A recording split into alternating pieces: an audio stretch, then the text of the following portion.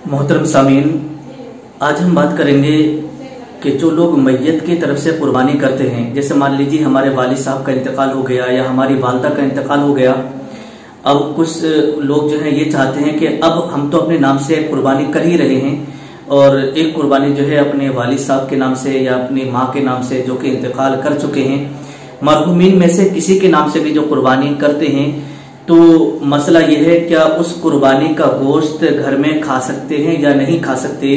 जो मैयत की तरफ से कुर्बानी होती है या जो मैयत की तरफ से कुर्बानी की गई, तो उस कुर्बानी का गोश्त सारे का सारा जो है सदका करना पड़ेगा या फकीरों को मिस्कीनों को जो है देना पड़ेगा या घर में भी खा सकते हैं। तो इसके बारे में शरीयत का क्या हुक्म होगा।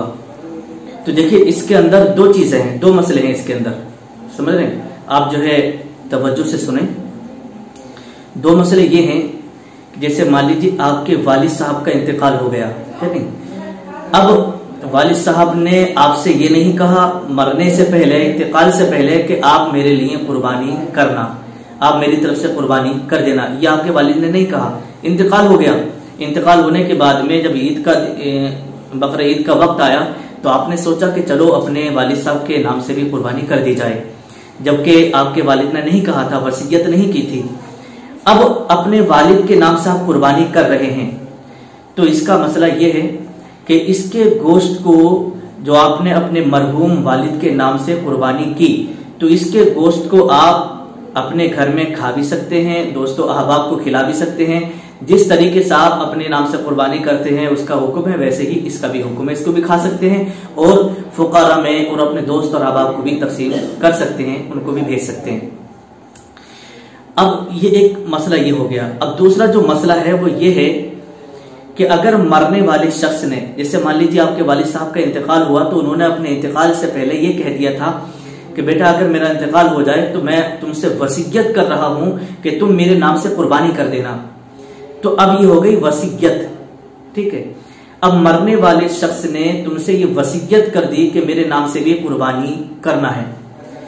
अब जैसे ही बकरा ईद का वक्त आया, आपने अपने वालिद के नाम से जो है कुर्बानी की, अपने मरहूम वालिद के नाम से। तो अब जो वसीयत की थी आपके वालिद ने, तो अब ये वसीयत की कुर्बानी है, समझे। तो ये मरहूम ने, मरने वाले शख्स ने कह दिया था, आपने उसके कहने के मुताबिक अब ये कुर्बानी आप कर रहे हैं। तो अब इसका हुक्म ये होगा कि इसके गोश्त को न आप अपने घर में खा सकते हैं और न अपने दोस्त और अहबाब को खिला सकते हैं, बल्कि इसके गोश्त को जो है आप सारे का सारा गोश्त जो है सदका करेंगे, ठीक है। सारा गोश्त क्या करेंगे, सदका करेंगे। तो ये इसके अंदर दो मसले होते हैं।